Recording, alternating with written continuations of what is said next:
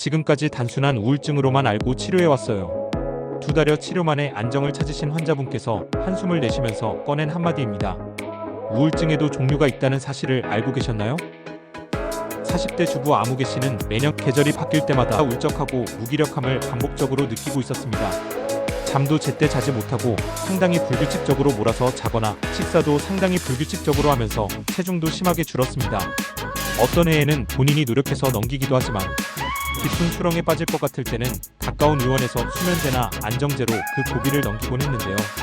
경우에 따라서 정신의학과에서 우울증약을 타가기도 했지만 정신과약이라는 편견 때문에 안 먹거나 먹더라도 한두 주 만에 나아지는 것 같으면 바로 중단해왔습니다. 저희 병원에 오셔서 평생 생각하지 못한 처음 듣는 이야기를 들으셨답니다.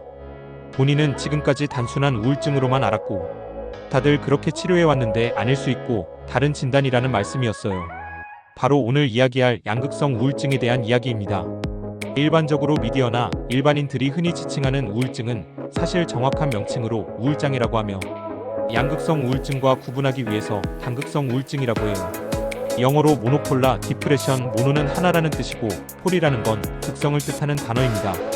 즉 감정의 극이 우울함 쪽으로 하나로 발병한다는 뜻입니다. 반대로 바이폴은 두 개의 극성, 즉 기분이 우울하거나 때로는 감정의 기복이 심해지며 사람에 따라서는 조증이 생기는 경우도 있어요. 양극성 정동장애라고 하며 과거에는 이 양극성 장애 중에서 대표적이고 두드러진 제1형 양극성 정동장애만 많이 알려져 왔습니다. 소위 우리가 익히 들어온 조울증이 그것입니다. 양극이 아주 심하게 극단으로 치닫고 눈에 두드러진 조증이 있어서 모든 사람들에게 잘 알려진 질환이에요. 사실 양극성 정동장애는 아주 오래전부터 알려진 질환으로 많은 유명한 작가나 배우, 음악가, 예술인들이 이 질환으로 언급되고 있어요. 대표적으로 해밍웨이 작가, 쇼팽, 처어칠 수상, 고흐, 비비안 리 등의 유명인들이 실제 진단을 받거나 치료를 받았다고 알려져 있죠. 대부분은 제1형 양극성 정동장애, 즉 조울병이었습니다. 최근에는 두드러진 조증이나 경조증이 없이도 우울한 증상만으로 반복되는 양극성 정동장애가 많이 진단되고 있으며 주의 깊고 경험 많은 전문의가 아니면 쉽게 놓치는 경우도 많습니다. 우울증만 반복적으로 재발하거나 가벼운 경조증까지 나타나는 경우 제2형 양극성 정동장애라고 해요.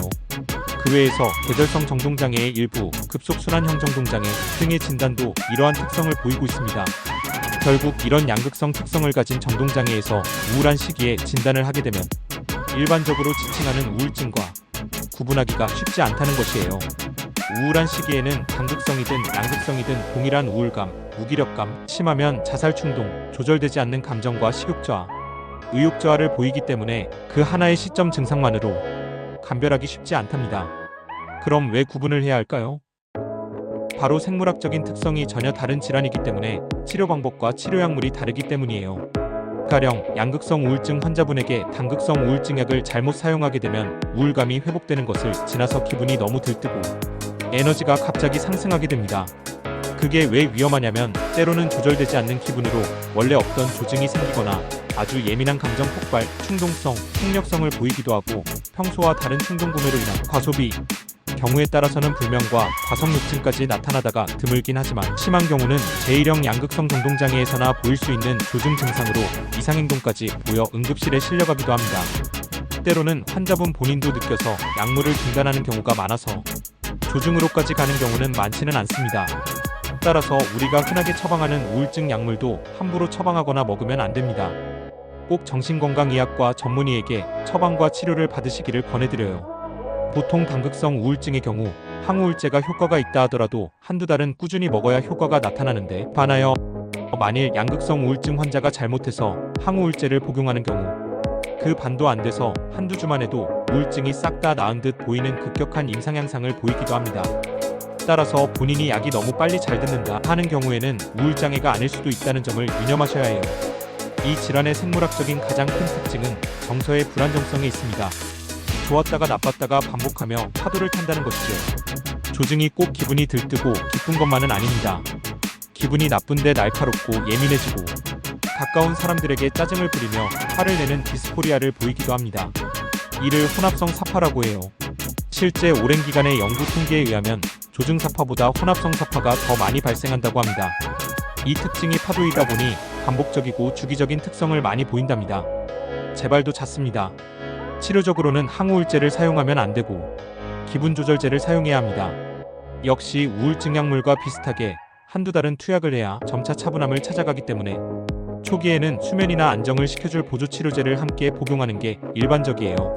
우울 증상이 너무 회복이 더디거나 생명을 위협할 정도로 심한 경우 조심스럽게 항우울제를 제한적으로 사용하기도 하지만 이는 마치 꺼져가는 모닥불이 춥다고 휘발유를 붓는 것과 같기 때문에 정말 조심해서 전문가의 잦은 모니터링 하에서 사용하는 예외적인 경우는 있어요.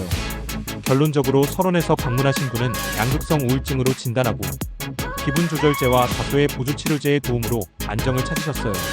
아울러서 평소 본인의 성격인 줄만 알고 있었던 변덕, 불안정한 기분, 짜증 등이 사라지면서 가족들이 찾아오셔서 환자가 많이 변했다며 만족해하시고 본인은 못 느끼고 몰랐었던 망가진 가족 인간관계의 회복까지 치료에 추가적인 덤도 얻으셨답니다.